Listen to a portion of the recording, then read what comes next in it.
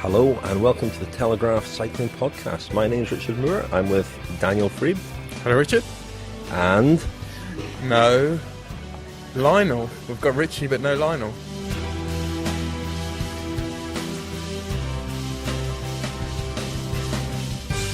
No Lionel. Lionel's busy. What's he up to? Good question. Do you think we'll be able to carry it off without him? I think we might be a bit rusty today. And we've got some very experimental podcasting as well in the offing. We're a bit like a tripod with two legs. Yeah. A bit wobbly. We're going to be led by you today, Daniel. Finally back from your Arctic adventure. That took a while. Not really. It was. I've been back a while now, well over a week.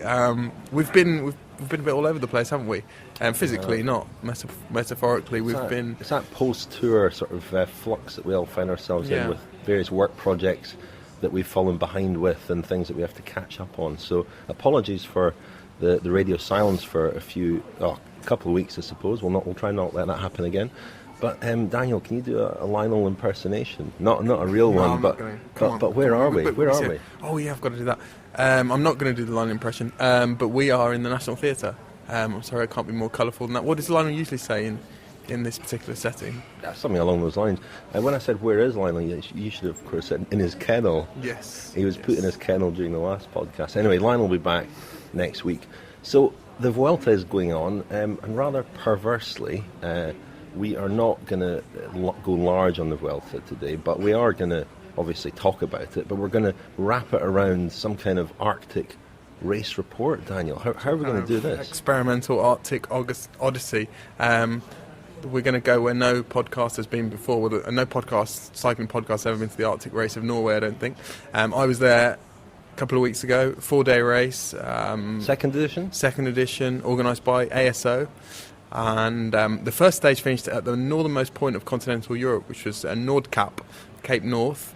The first ever GPM mountain Grand Prix, or mountain prize. The climb was entirely in a tunnel. That's the first for a professional race, I'm pretty sure. We're going to divide it up by stages. So first you're going to hear my special report from stage 1, which kicks off with a scoop. It does kick off with a scoop, but most importantly, there's a scoop in every section, I hope, Tanya. You were there for long enough. Most importantly, it starts off with a conversation with friend of the podcast, Christian Prudhomme, Prudy, the Tour de France director, who was in Hammerfest for the first stage of the Arctic race to give his backing to the event. He only stayed at, 48 hours. But yeah, this is me talking to Prudy, and then we're going to hear a bit of summary of the first stage and a bit of Tour Hushovd as well. So here you go, straight in with this groundbreaking Arctic race reportage. Christian, we're here at the Arctic race in Hammerfest this morning for the first stage. First thing I noticed is there's not much bunting.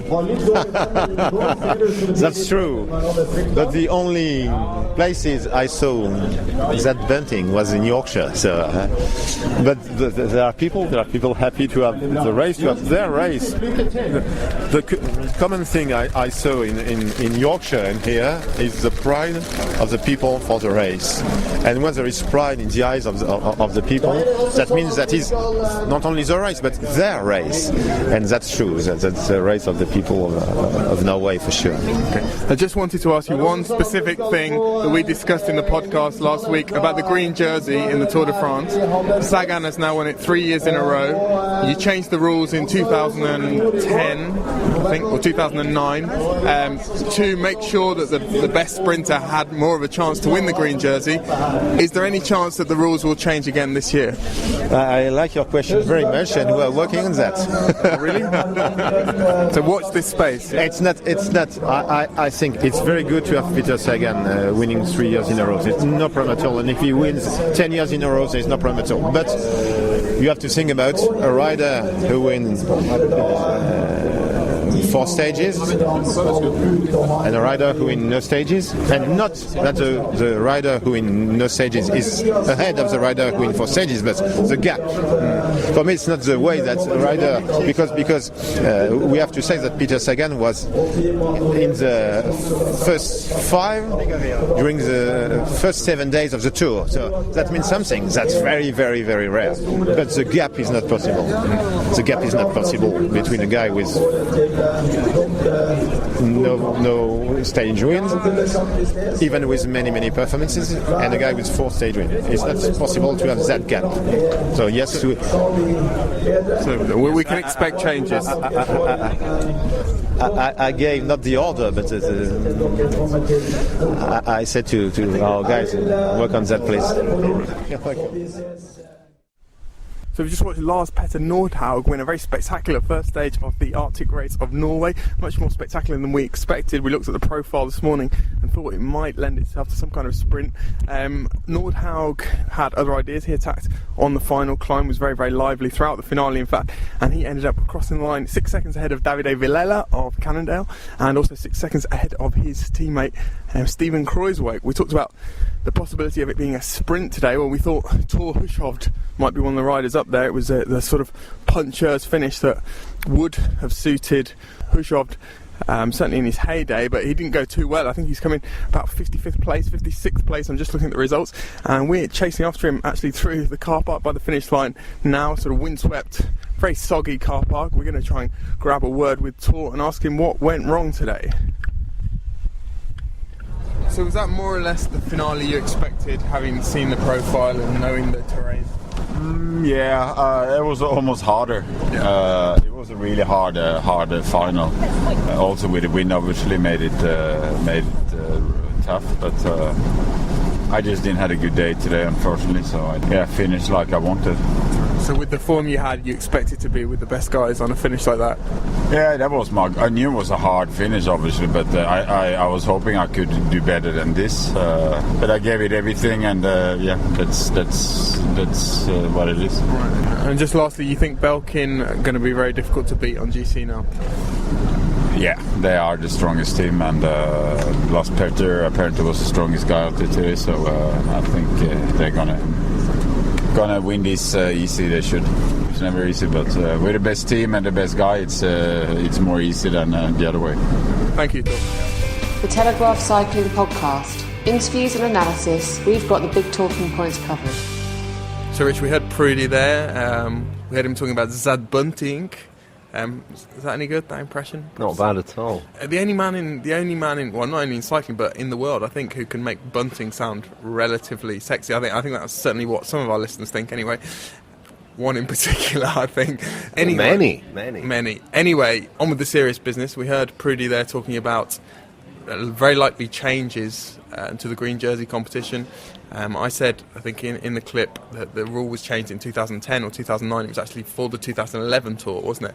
It was last changed to sort of favour Mark Cavendish. They wanted the best sprinters to have a better chance. It's been a bit of a sort of, not own goal, but it's ended up favouring a rider who's definitely not a pure sprinter, which is who's Peter Sagan.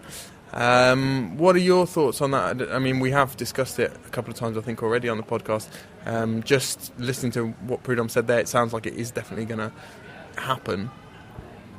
Yeah, the challenge is how you make it happen. How do you tailor it? How do you engineer it to reward? And what is it supposed to reward as well? You know, there are very few riders with the sort of capabilities of Peter Sagan, which has almost created this problem. You know, he's a sprinter, but he can also contest quite hilly stages as well. You know, you have to go back to, I suppose, Sean Kelly in the 80s. No doubt Lionel would have spoken a bit about Sean Kelly, but he was that similar kind of all-round rider. You know, when the field is just pure sprinters who are really in contention for the green jersey, it's a bit easier, and it's a bit more of a guarantee that the most deserving winner will win it. So it's difficult. It's very, very hard. It's such a difficult thing to engineer. I mean, one thing I'd like to see reappear, and I know you would as well, is time bonuses, because I do remember the days in the 90s especially where the sprinters were not just contesting for the green jersey in that first week of the tour, but often for the yellow jersey as well, and it just added a bit more to that rivalry there was. And given the sprinters that we have, it would be great to see that edge to it. Yeah, it's funny actually. I was reading, as you do, a copy of L'Equipe from 1987 the other day, and a big interview with Jacques Godet, who was on his way out as the tour director at that time. That was his final one, wasn't it? That was his final one, and he was only there really as a sort of co-director.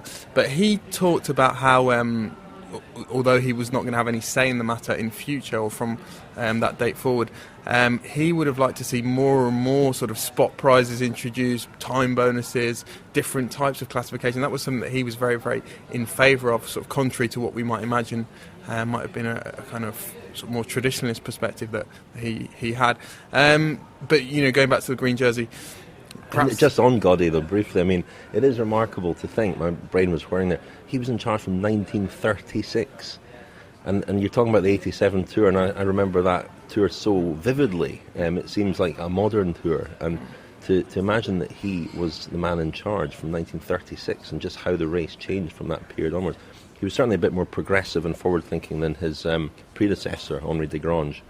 Yeah, I mean, you can read about the 1987 tour and how that tour was directed in the forthcoming cycling anthology, actually. That might be what's keeping Lionel away today, is it? I think it is. But yeah, perhaps one answer as far as the green jersey is concerned is, you know, bigger gaps between finishing first on the stage and second and third and fourth, because Sagan was certainly handsomely rewarded for finishing in fourth, fifth, sixth.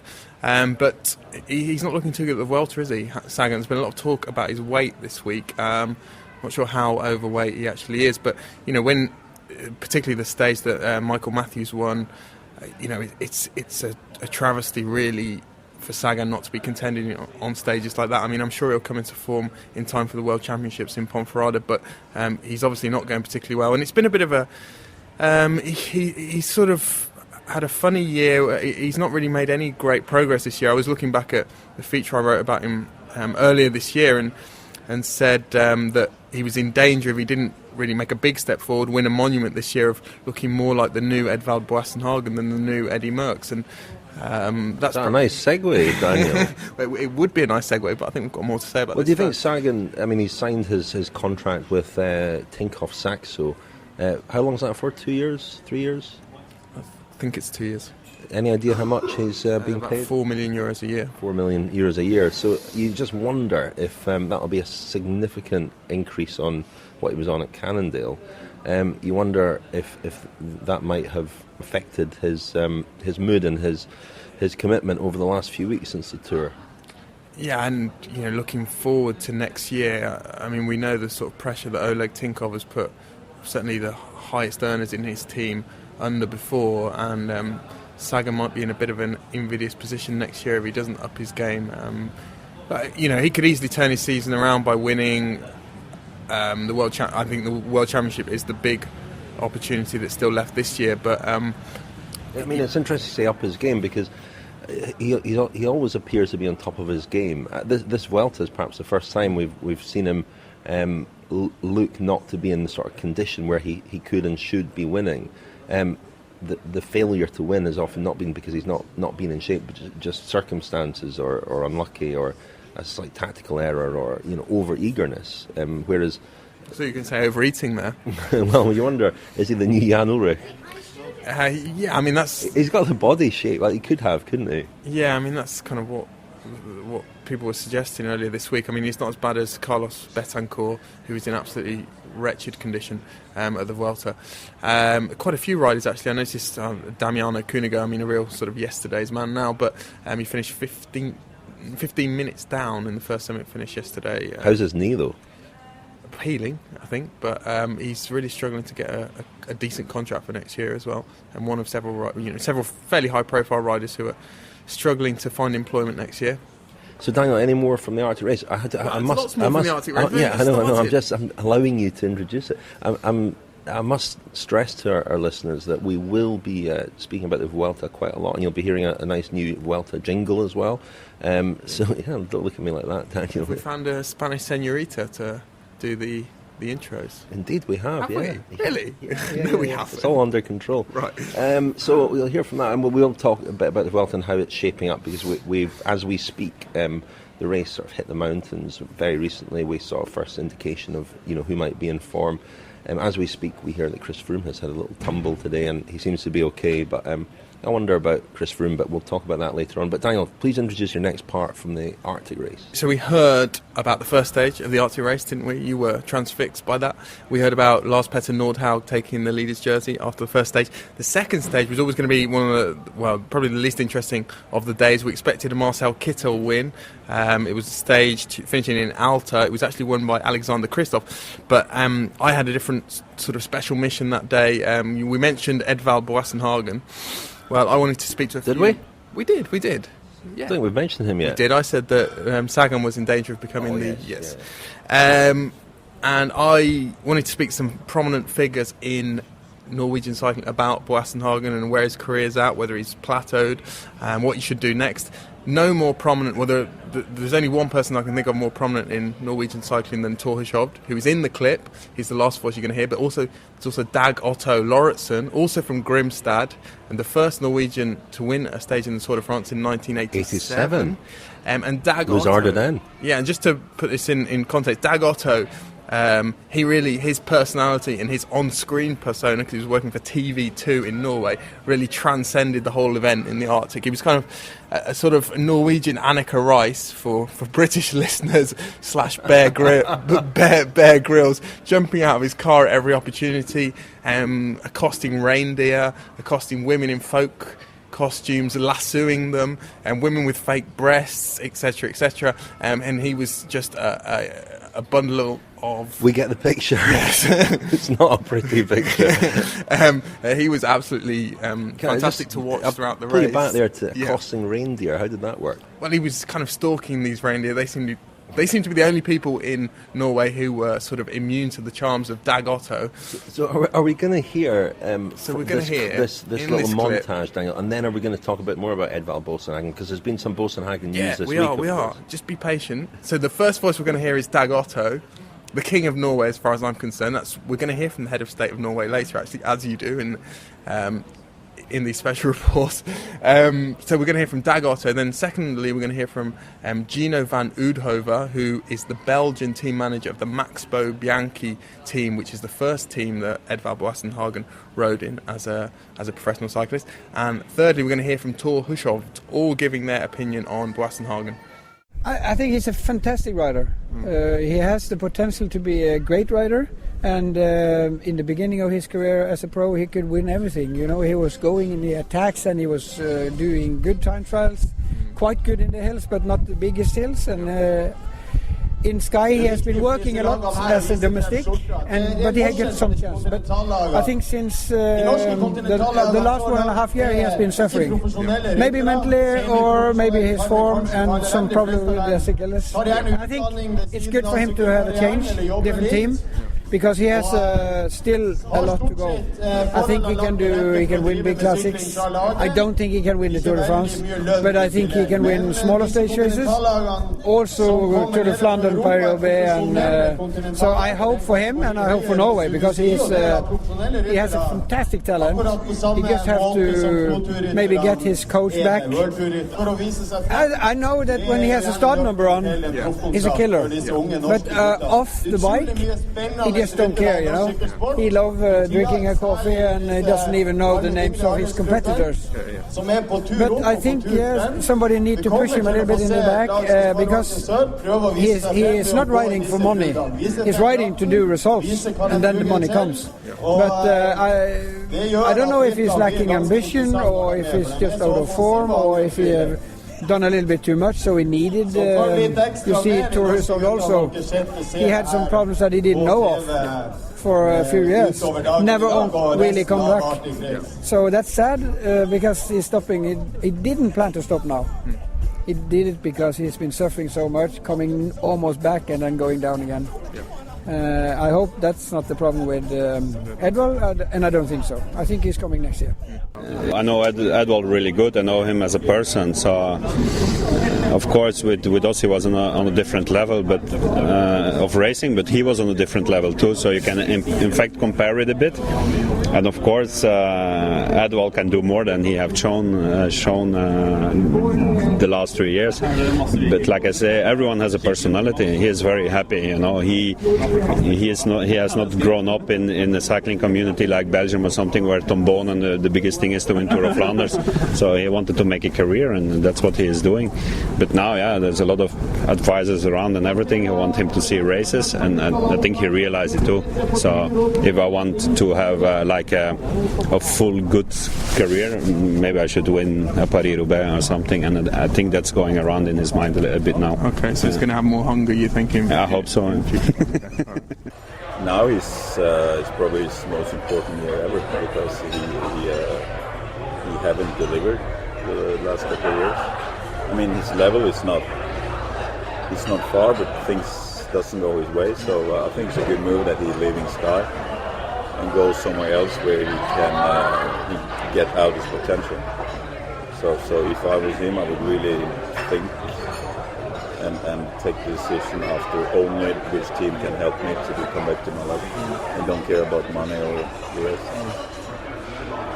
Because he don't belong where he is now. He's such a strong rider. Maybe what he lacked is the hunger that you always had. Motivation never seemed to be a problem for you to be a professional with 365 days. Like Edvald doesn't maybe seem as ambitious. Yeah, he seems like this as a person. He's one of the guys impossible to read as a person. So, but when he's on the bike, he has hunger. So I just hope that's he have this also when he wake up in the morning and decide what he has to do that day. You're listening to the Telegraph Cycling Podcast. Tweet us at cycling_podcast. So we heard there in that second report, Daniel, 2 more still to come about Edvald Boasson-Hagen. And of course, it's a good time to follow up on my exclusive from the podcast earlier this year that he would be leaving Team Sky. I did confirm quite a few months ago that he would definitely be leaving Team Sky. And let's focus on that part of the exclusive rather than... team whose name was some kind of acronym with NM in there. It must have been a bad line. I was, can't be right all the time. or any of the time, but Edvald Boasson-Hagen he's off to MTN Quebec and not BMC as I understood it. But he clearly, his agent and he had been talking to teams all year, so not a great surprise that he is leaving. It's a bit of a step down, no, in terms of teams and setup. I know MTN are stepping up, but it's still quite a gap between them and Team Sky. Well, apparently he was quite adamant earlier in the year, or his manager was quite adamant that he wouldn't drop out of the World Tour. He wasn't interested in going down to professional division, but that is what he's done. And you look at the invitations that MTN have had this year. They've ridden some very good races, the last 2 years, in fact, and I think they're now very confident that they will get a ride in the Tour de France next year. They've certainly got some riders with pedigree already. They've got Gerald Cielek, Linus Gerdemann, who's gone back there this year. And there's also all sorts of talk of other riders joining. Tyler Farrar might go there next year. Kurt Asler-Arvidsson, I think, as a director sportif. Interesting, because he's a coach at Team Sky, of course. Fellow Norwegian. Yeah, I mean, Boasson-Hagen has built a reputation at Team Sky as a very solid, dependable, often selfless rider, but I do think behind the scenes he's been quite frustrated at times at the lack of opportunities he's been given. He obviously had great opportunities in 2011 when he won 2 stages, which after Bradley Wiggins crashed out. 2012 he did a sterling job for him and for Mark Cavendish on stages. 2013 he crashed out and broke his collarbone. And that was a year, of course, Chris Froome won the Tour. The team was built around him.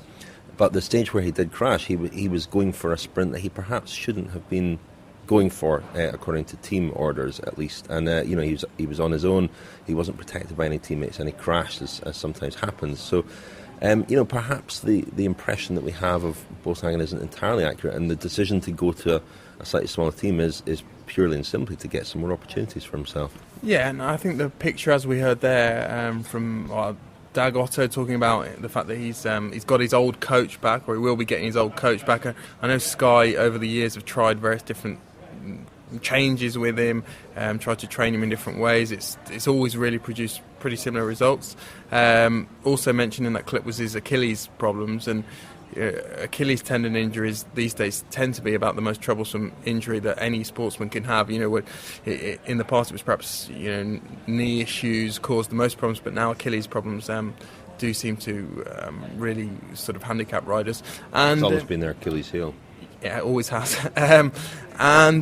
But there also you talked about Hushov saying, you heard Hushov talking about how difficult he is to read, and even there, three people who know him very, very well, they're at a bit of a loss to explain what's happened with him. And perhaps he's the kind of guy. We talk about riders who come through early and have too much pressure on them. Perhaps he's not had enough pressure put on him. It's difficult to say. He certainly needs to find new ambition, new stimulus, new motivation from somewhere, I think. Well, let's hear part 3, Daniel. What have you got coming up now in the box of treats that you brought back from the Arctic? Well, we really amp it up now, because now we get into the real sort of nitty-gritty of the race. I was wondering when that would happen. This was where my ability as a tipster came in. Tipster or hipster? Tipster and hipster came in very handy, because I had a hunch that it was going to be all about Steven Kruijswijk, the third stage, which was the summit finish, the only real mountaintop finish at the Arctic race this year. So Steven Kruijswijk, the Belkin climber, he was in third place going into what was going to be the crucial mountaintop finish. Lars Petter Nordhaug, his teammate, was leading, and this clip features me in a helicopter, or me about to get into a helicopter. It features me almost crashing a hen party, and it also features me, I think, about to embark on a night not out in Tromsø. Not crashing the hen party in your helicopter, I hope. No, sadly not. And they were going to. Anyway, you'll hear. I'm not going to ruin the surprise. Can't wait. So shall we go? So let's go. Okay. So this is me. I think it starts in Alta, which was the town where stage 3 started, and here we go. So we're here in Alta before the third stage of the Arctic race. It's going to be the decisive one, probably. Steven, third on general classification. Do you expect to be up there today and maybe even challenging your teammate Lars Petter? No, of course I expect to be there in the final. Yeah. And I think it's a stage that suits me, but as well for Lars Petter. So I think he's still in the lead, so he's our main man to take the general.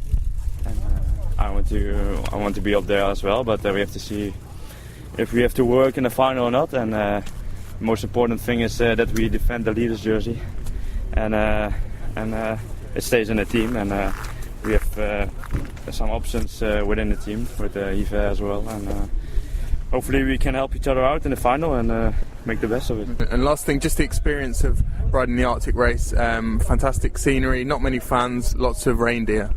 Yeah. It's weird riding here, but it's beautiful as well. And I'm glad I've took the chance to come here, and I'm enjoying it. So we're here in Alta before stage 3 of the Arctic race, and with a very important man today, Michael Eliason, who's the director sportif of Belkin. You've got two riders, Michael, who on paper very much in contention for the overall here. The leader Nordhaug and third place Kruijswijk. What's the tactic today? I don't think the tactic is much different than the first day. I think we're pretty confident that uphill we have the strongest riders in the team. We showed the first day. That was also our goal and objective in the first stage, that we work for those for those three riders, because Yves is also still in 5th place. We try to keep it together until the final climb. In the case a group rides away with the closest one on 10 minutes, then it's not up to us. I mean, GC is now most important for us.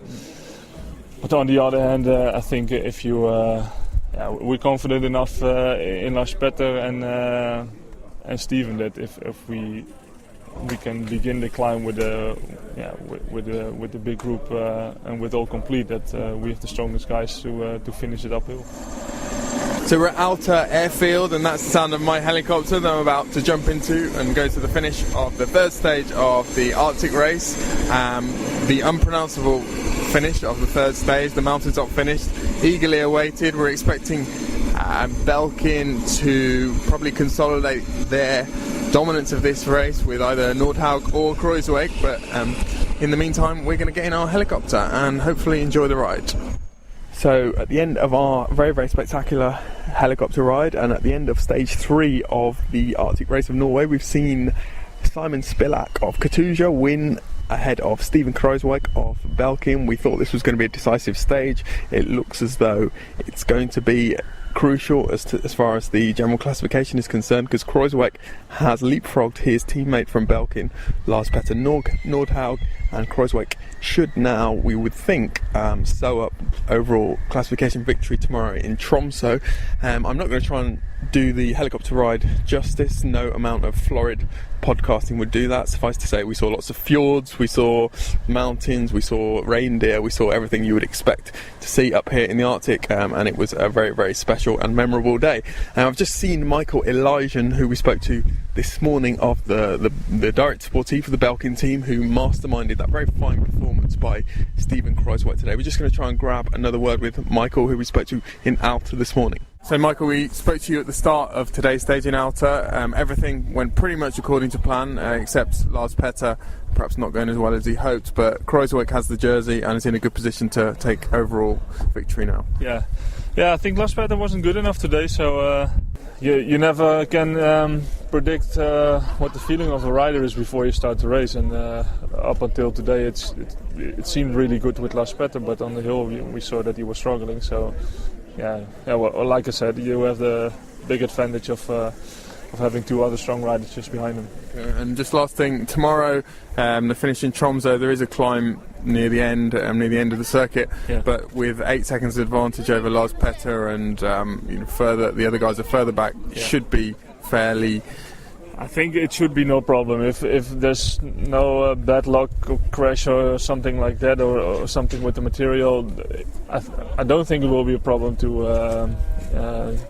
win this tour, but we have to ride the stage, of course, and hopefully nothing will happen. But I think it's a comfortable situation, I think.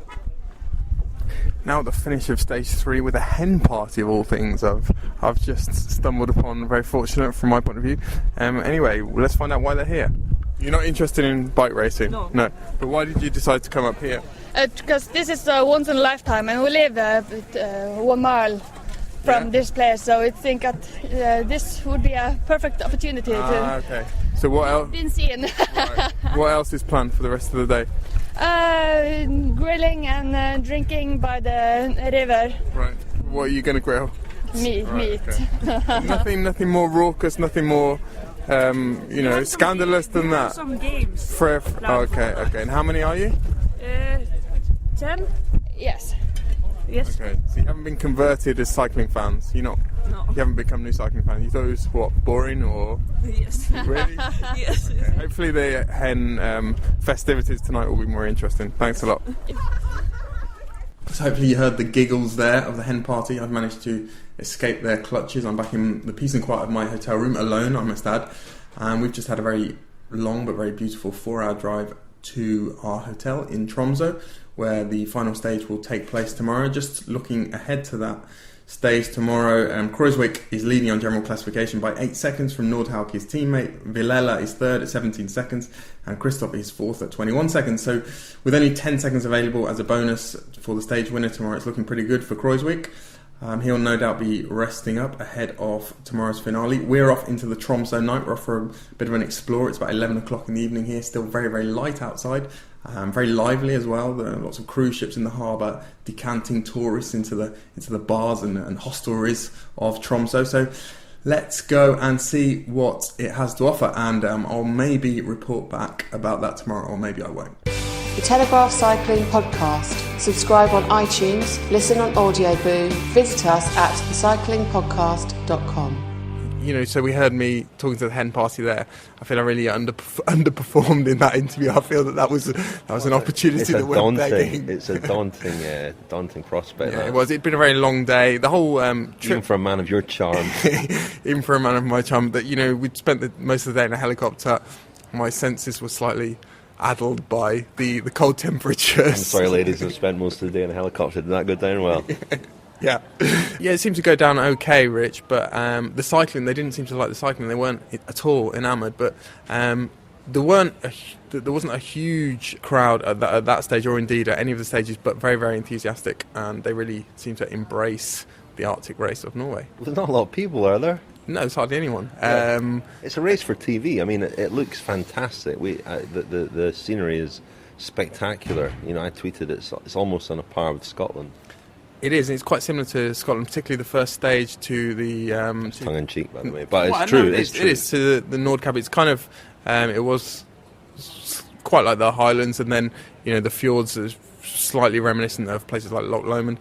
Still bigger crowds than Tour of Beijing, which I think is the last edition of that this year. Bigger crowds than a lot of races, and I do think the race definitely has a future. Historically, races that ASO have backed definitely do have a future, and the Statoil, which is the big oil company which is backing the race at the moment, they've got another year on their contract. I was speaking to some of their executives before the final stage, and they didn't want to commit either way. They weren't going to say whether they will renew the contract, but the feeling seemed to be that the future of the event if not guaranteed, then it certainly looks pretty good. And do you want to introduce part 4, Daniel? Straight on to part 4. Straight on to part 4, because we need to talk a little bit about the Vuelta. It's only fair. So, stage 4, the crucial final stage. Kruijswijk, we heard there, was leading the race. The final stage looked as though it was going to be quite tricky. It was a circuit race with a nasty little climb, about 4k from the finish, a sort of San Remo-esque finish, a Poggio-esque finish. And you're going to hear me in Tromsø, which was the venue for the final stage.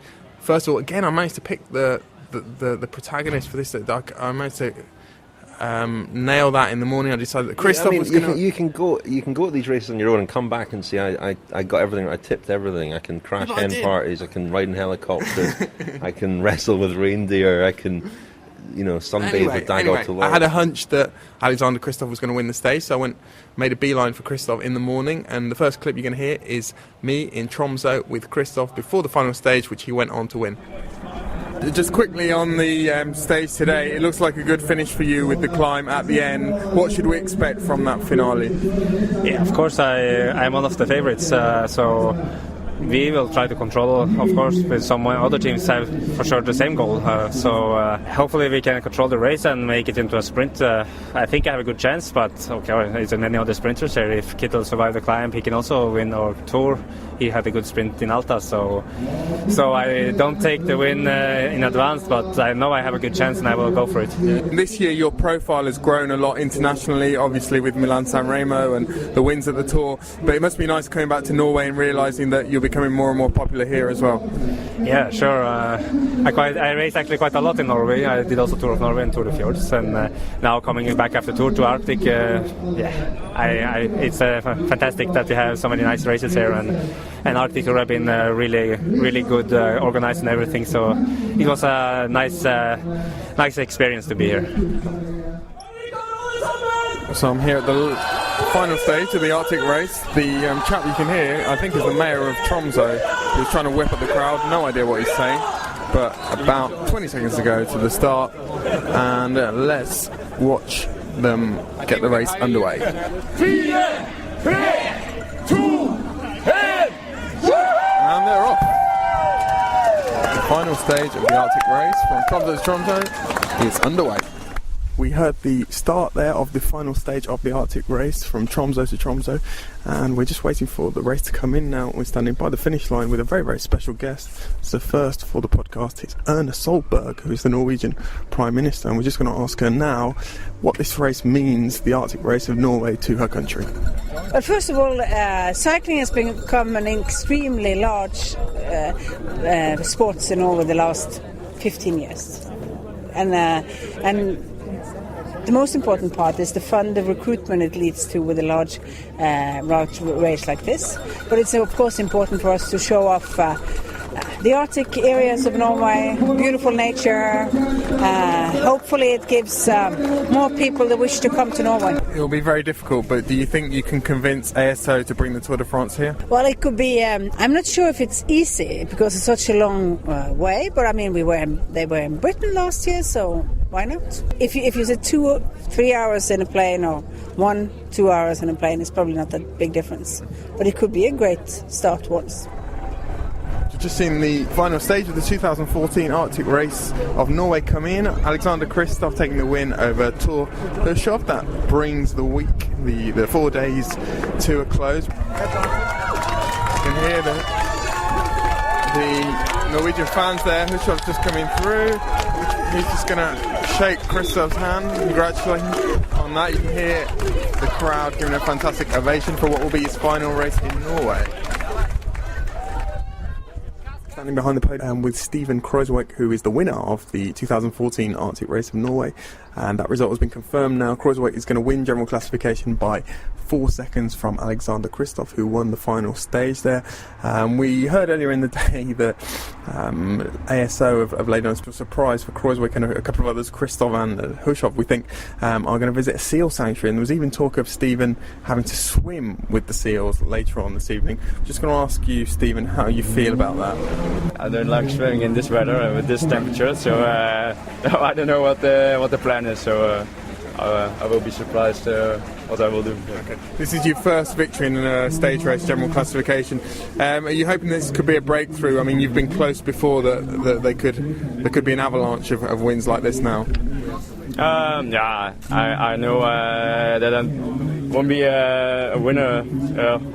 Will take a lot of wins in my career, and so I have to cherish these moments that I can win, and especially this kind of races. It's good for me that I can win a general classification, and I think it's really important to step in my career again to be back on this level of winning races, and hopefully the coming years I will continue like this.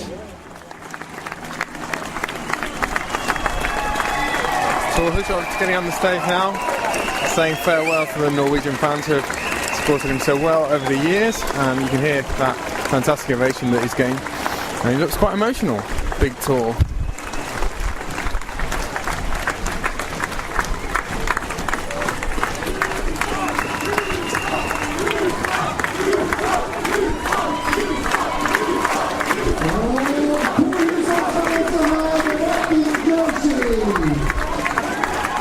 There he receives the Viking jersey, which has been voted for by people on Twitter, fans on Twitter, for, I'm not really quite sure what it represents. Try to ask the race press officer, Thomas Kariu from ASO, exactly what it's supposed to represent earlier. It's a kind of combativity prize. Anyway, that's gone to Hushovd today.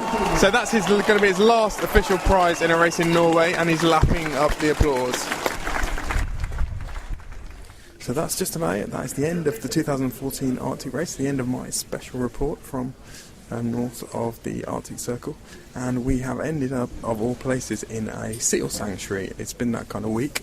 Very strange landscapes, some slightly odd racing at times. And we have finished up in this very bizarre setting. We're going to see Tor Hushovd, who we just heard from there, on the podium at the end of his last race in Norway, thanking the Norwegian public, and for some reason the organiser has thought it was a good idea, and it would be a great photo opportunity for Hushovd to say his goodbyes to the press, the Norwegian press in particular, in a seal sanctuary. So that's where we are at the moment. We're about to watch him emerge through some double doors, and he's going to throw some fish at the seals, I think, and yeah, that might be the last you hear from me for a while, because I'm going to enjoy the spectacle. The Telegraph Cycling Podcast. Interviews and analysis, we've got the big talking points covered. Welcome back to the Telegraph Cycling Podcast with me, Richard Moore, and Daniel Friebe. Lionel Burney will be rejoining us next week when we will be talking more about the Vuelta. I think we left Daniel there in a seal sanctuary. Daniel, you got out there okay? Yeah, but I kind of cut on again. Some regrets about that, because I ended it before the real action happened, before that they started actually feeding the seals. Did you make a better impression on the seals than you did on the hens? Arguably, I did. Yeah, they certainly seemed more interested.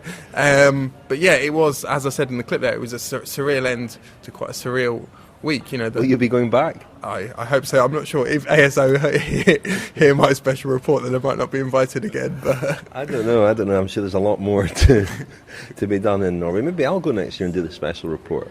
We go together. Yeah, I go together, absolutely. You're listening to the Telegraph Cycling Podcast at the Vuelta a España with Richard Moore, Lionel Burney and Daniel Friebe. Okay, you heard there our Vuelta jingle, which you'll be hearing over the next couple of weeks. We had to play it eventually, having gone to all the trouble and expense of recording it. So anyway, Dan, you've been watching much of the Vuelta?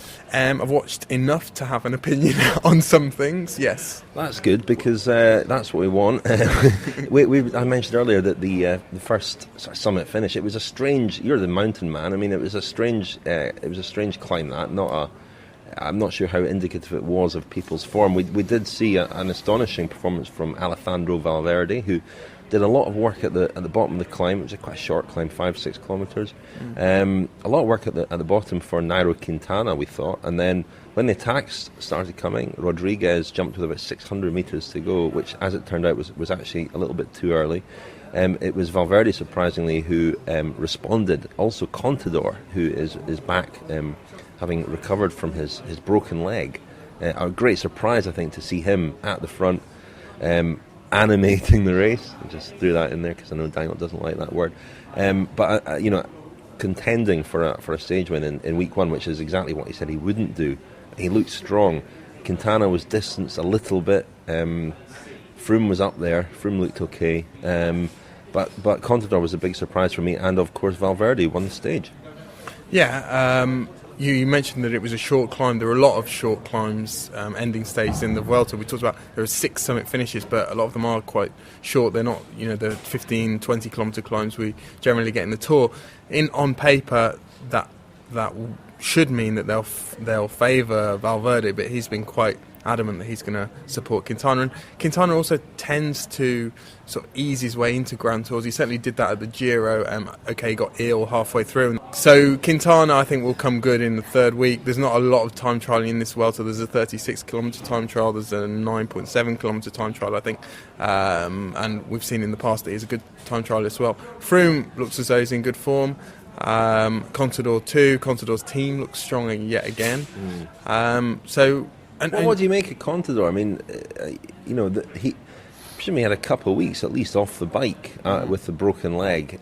During which time your condition does deteriorate a little bit, and especially with an injury like that, so you can even lose a bit of muscle in that time. To see him up there, yesterday was a shock. I mean, that team is Saxo Bank or Tinkoff Saxo. They are to get it right, or you'll incur the wrath of Mr. Tinkoff on Twitter. I hope he's not listening with what I'm about to say. But anyway, they are defying conventional wisdom at the moment, in the sense that their riders are racing an awful lot. They've got a few riders who, whenever I see them on the start list at the moment, I'm kind of quite taken aback. Well, that's Rafael Maika. He's not riding the Vuelta, but he did very well in the US Pro Challenge in Colorado, having won the Tour of Poland, having ridden well in the Tour, having ridden the Giro. And as you say, Rich, Contador has come back very, very quickly from his injury. So, they've been remarkably strong throughout the year. It all augurs extremely well for the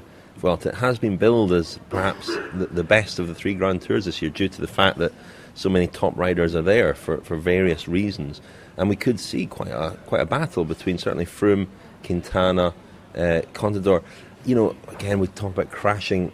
I don't know how much to read into the fact that Froome has fallen off today. He fell off the day before the Vuelta began as well.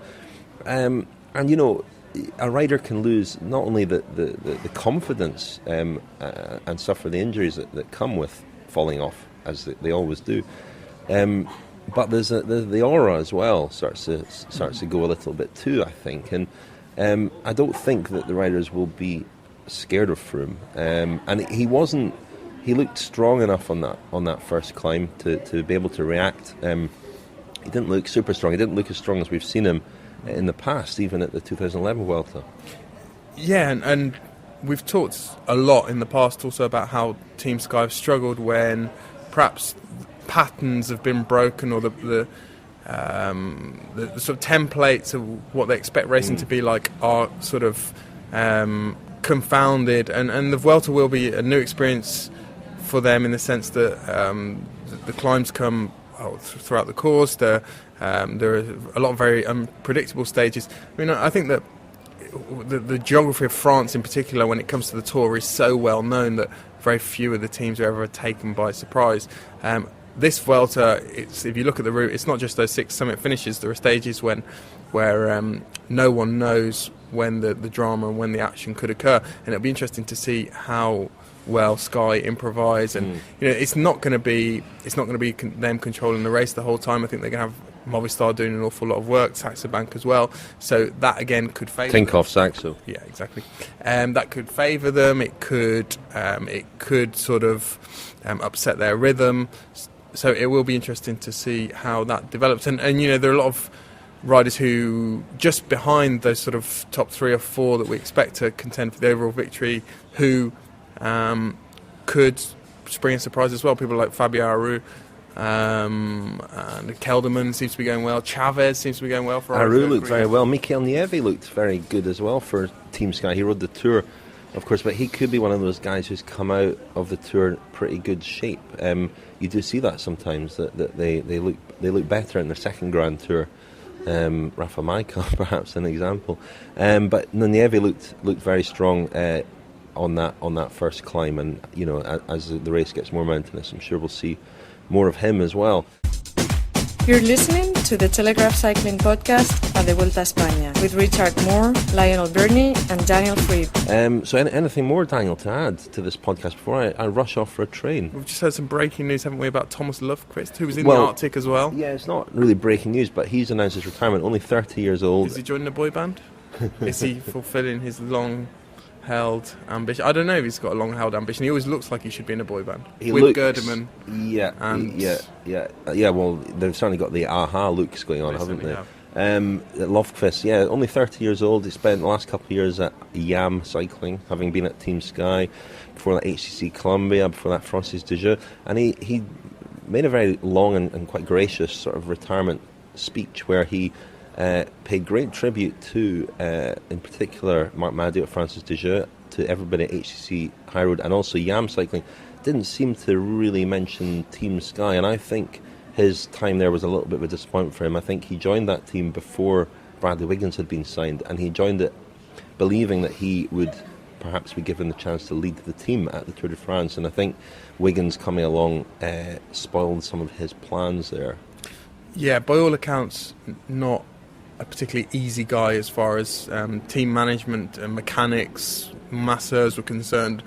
Someone who had a reputation for being a bit of a moaner, or certainly very particular about his equipment, and also a moaner or a perfectionist.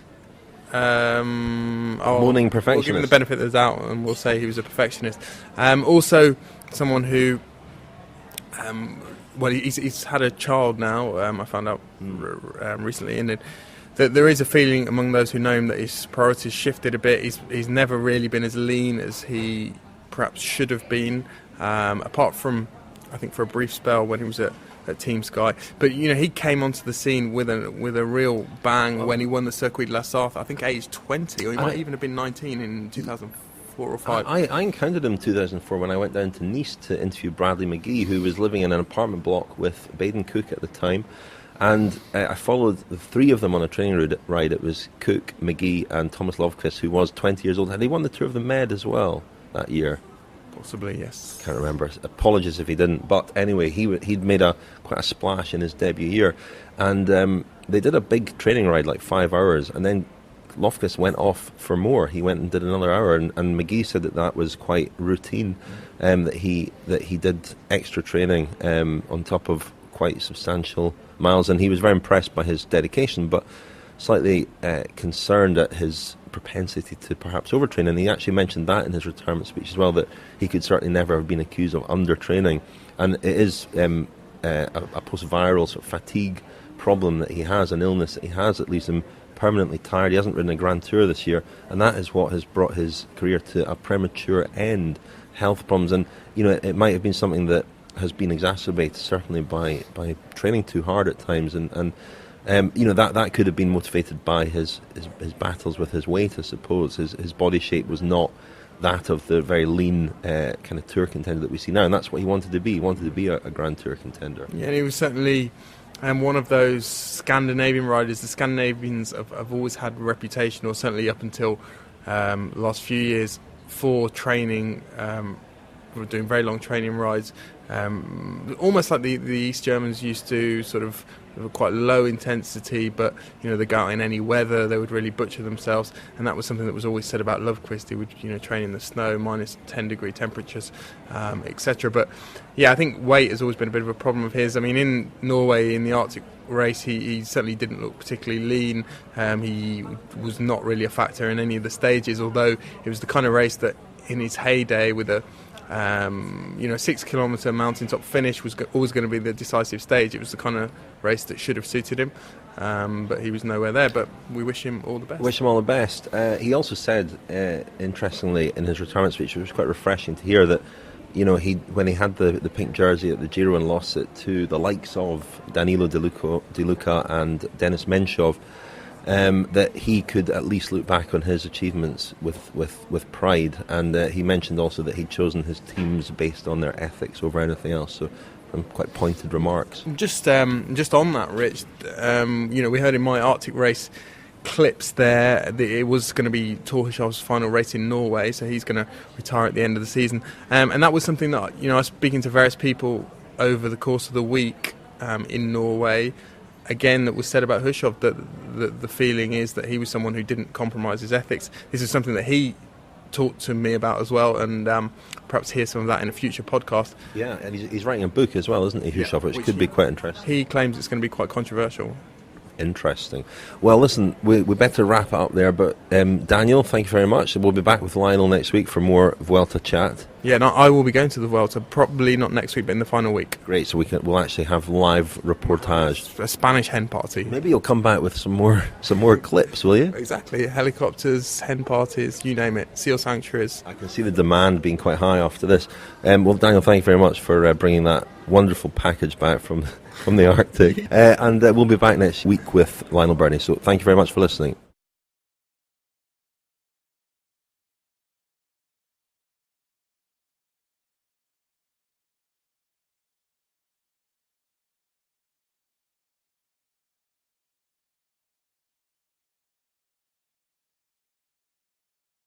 The Telegraph Cycling Podcast. Subscribe on iTunes, listen on Audioboo, visit us at thecyclingpodcast.com.